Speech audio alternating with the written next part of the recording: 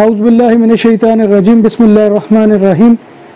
अस्सलामु अलैकुम नाज़रीन, मैं हूं आपका मेज़बान Mirza Nadeem Baig, programme views on news with Mirza Nadeem Baig में। नाज़रीन मोहतरम, जैसा कि आप जानते हैं कि स्पेन के इस वक्त हालात जो है वो इस कदर दिगरगू हैं, ख़ास तौर पर माशी एतबार से, कि आप इससे अंदाज़ा लगा लें कि जब से ये वबा फैली है और उससे लेकर अब तक जो है करीबन 10 लाख के करीब अफराद है कि जो अपने काम काज से हाथ धो बैठे हैं।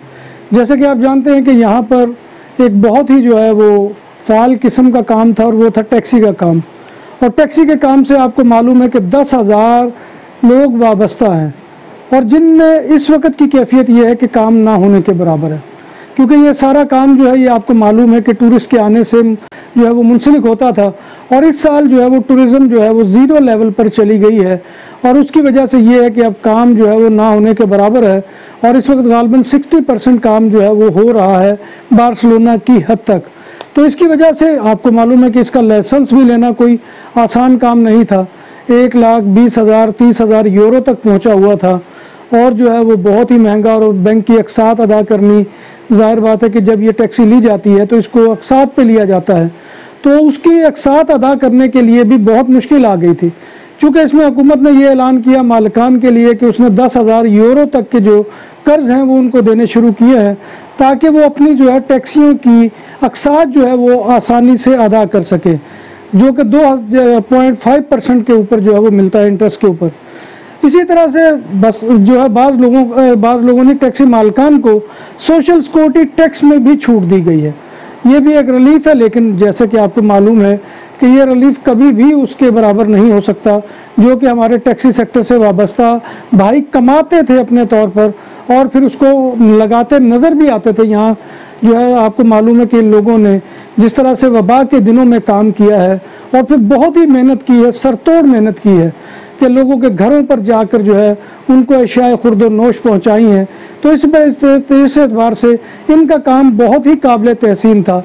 फिर जैसे पैरामेडिकल स्टाफ और मेडिकल स्टाफ को लेकर जो है घरों से हॉस्पिटल तक छोड़ना और हॉस्पिटल से लेकर घर तक जाना, और ये सारा काम जो है ये फ्री ऑफ कॉस्ट हो रहा था।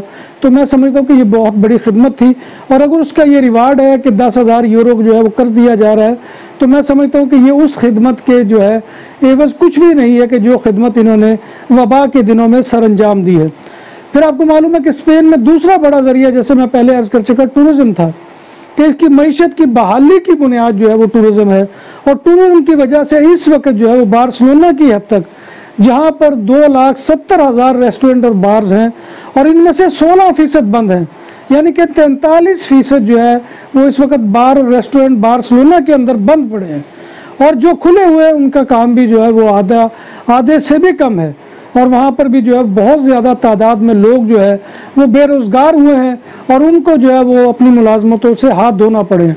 और ये ख़ास तौर पे जून, जुलाई, अगस्त का सीज़न, सितंबर मिड तक जो है ये बहुत पीक सीज़न होता था टूरिज़्म के एतबार से।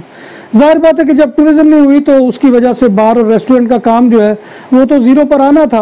और बहुत मेन जगह, अब आप कभी बार्सिलोना के रमला के ऊपर आए कि जहाँ पर इंसानों का एक अज़दहाम जो है वो हर वक्त रवां दवा रहता था, अब वहाँ पर जो है उल्लू बोलते हैं जिस तरह बिल्कुल वीरान पड़ा हुआ वो इलाका है। इसी तरह से जब टूरिज़्म नहीं हुई तो होटल्स की इंडस्ट्री भी तबाह होकर रह गई।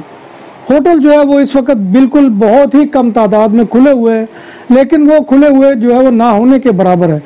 और इसी तरह से आप देख लें कि दूसरी तरफ इंडस्ट्री जो माड़ी मोटी यहाँ पर स्पेन के अंदर चलती थी, उसका भी ये हुआ कि निसान का जो यूनिट है बार्सिलोना को वो बंद कर दिया गया और उसकी वजह से भी हज़ारों लोग जो है वो बेरोज़गार होकर अपने घरों में बैठ गए हैं। इसी तरह से अभी तक स्पेन में जो है इस माशी सूरत हाल को रेस्क्यू करने की कोशिश तो की जा रही है, अभी इससे निपटने का जो है वो मामला अभी ज़ेरे गौर नहीं आ रहा। क्योंकि जैसे होता है कि किसी शख्स को जो अगर वो डूब रहा हो तो उसको बचाने की फिल वक्त कोशिश की जाती है कि किस तरीके से बचाया जाए, और जब वो बच जाए तो फिर उसके बाद उसकी बहाली की जो है वो जिद्दोजहद की जाती है। सेम इस वक्त जो है स्पेन की हुकूमत रेस्क्यू करने के मामले के अंदर है कि किसी तरीके से भी जो है स्पेन की मईशत को जो है वो संभाला दिया जाए। इसी तरह से यहाँ पर एक और हमारे लोग हैं कि जिनको हमेशा नज़रअंदाज कर दिया जाता है और वो बग़ैर पेपर्स के लोग हैं। और वो यहाँ पर जो है जिस तरह से काम करते थे रमले के ऊपर कि वो मैग्नेट के जो है वो चीज़ें बेचते थे, फिर इसी तरह से कुछ बच्चों के खिलौने बेचते थे। फिर हमारे अफ्रीका से ताल्लुक़ रखने वाले लोग जो है वो आपको मालूम है कि यहाँ पर जो है वो ये स्पोर्ट्स शूज़ बेचते थे या जो है गारमेंट्स की चीज़ें बेचते थे।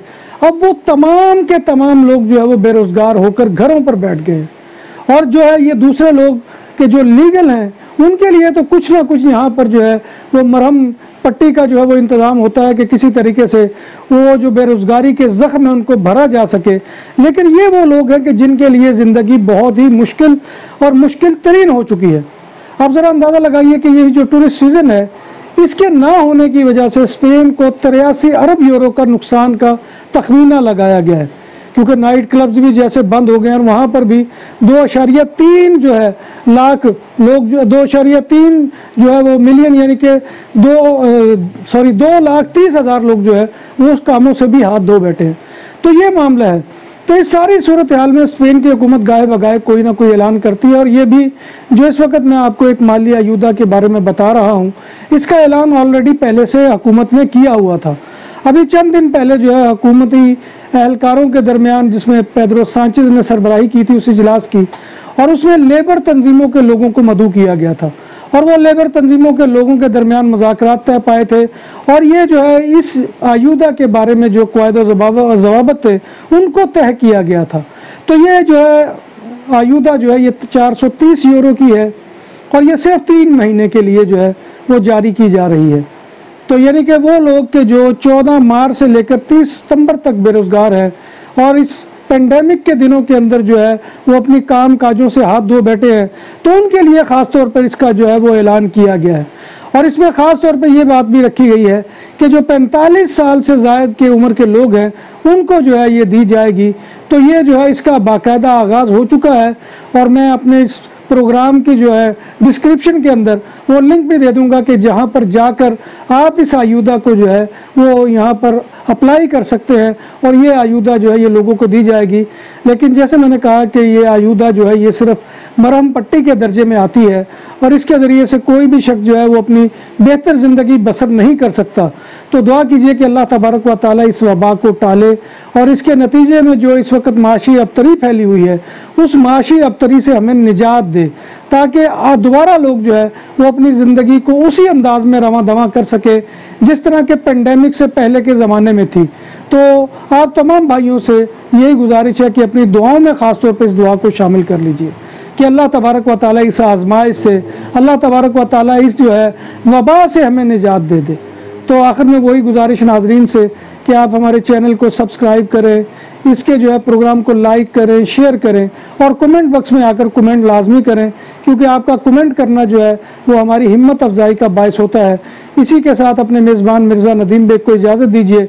इंशाअल्लाह अगले प्रोग्राम में फिर आपसे मुलाकात होगी। अल्लाह हाफिज़।